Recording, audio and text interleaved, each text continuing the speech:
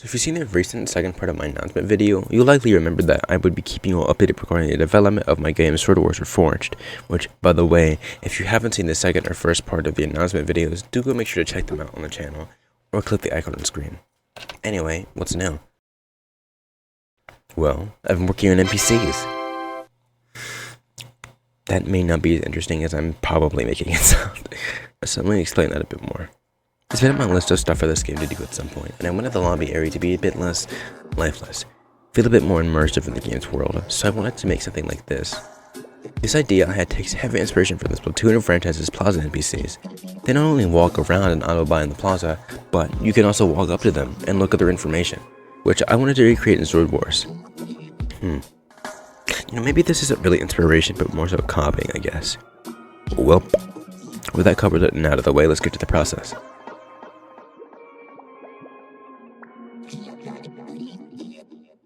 It never really occurred to me once through the entire weekend I spent creating all this that I could document it, so everything you see here in the video is what's final, but I still tried my best to guide you along through the process that I had to go through. The first thing that I wanted to make sure was done and out of the way first was the NPC pathfinding, as I thought for sure it would be the most difficult part about this. I was so very, very wrong.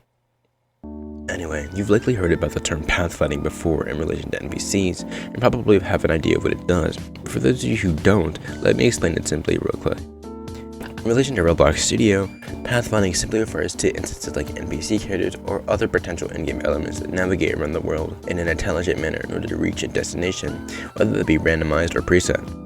How Roblox makes pathfinding work is through something called the pathfinding service, which is one of many services you can use to do certain things, in this case, pathfinding. I'm not gonna lie, before I started working on these NPCs, I had never previously worked with pathfinding inside of Roblox Studio before, or any game engine really, but this was rather easy to understand and pick up. With the help of the AI assistant inside of Studio, this also went along much smoother and faster. So now there were 3 things, well, technically 2 since one of them is an option I could just toggle at any time, that I had to worry about when making this pathfinding system. Number 1, an agent, which put simply is our NPC character.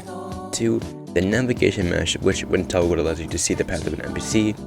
And most importantly, number 3, a destination, which I don't think I need to explain.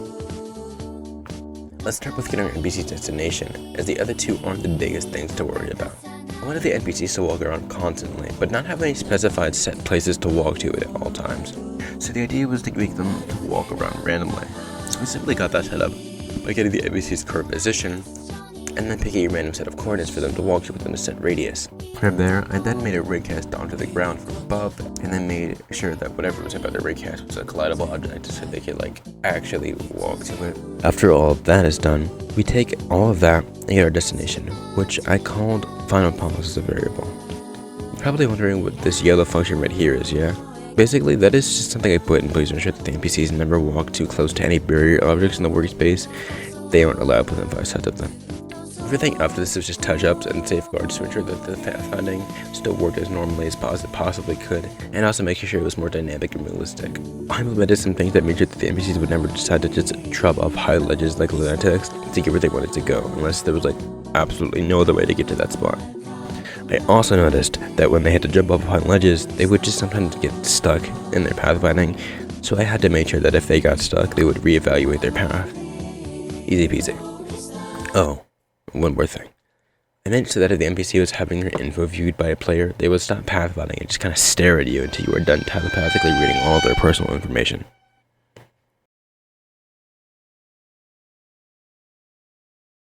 After the pathfinding was finished, I spent some time creating the appearances of the preset NPCs you can find in-game, as well as different animation sets, which I named based on the type of personality.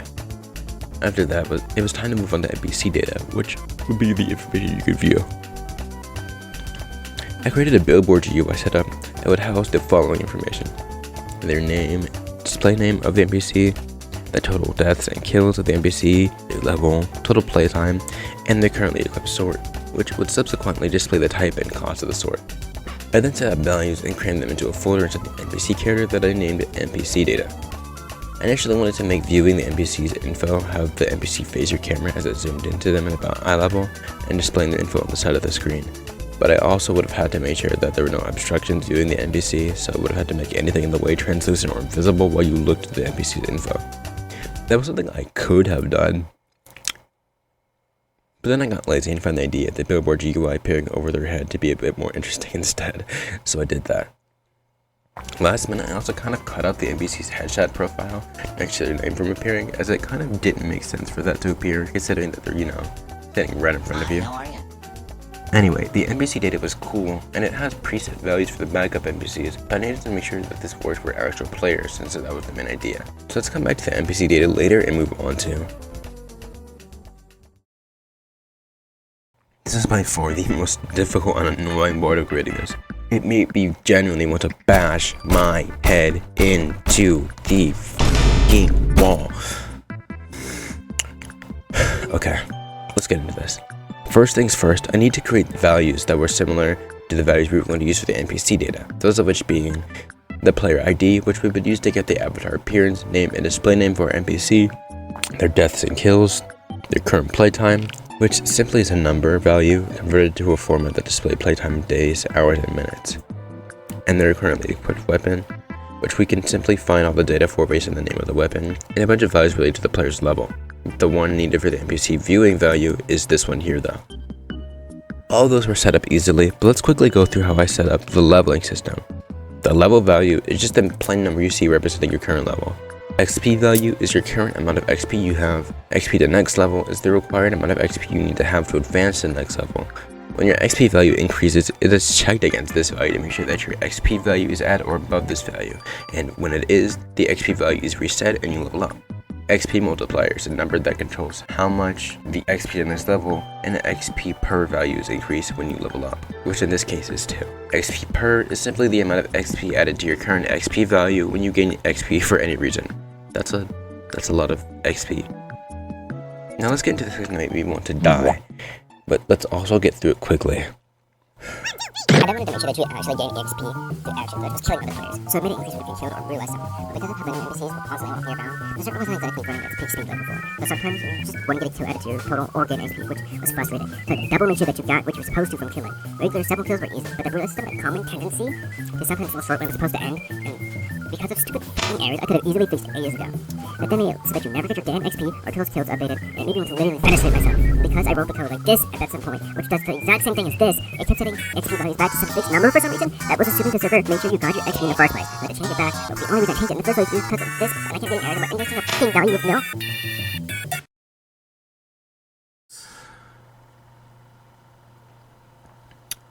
So after fixing that, the infuriating task of this did not stop there, and I had to set up data stores to ensure that this would save your data, but also locally save the same data of other players that you met in game, be the user ID as a value that would also contain their data. Which brings us to the final part of the video.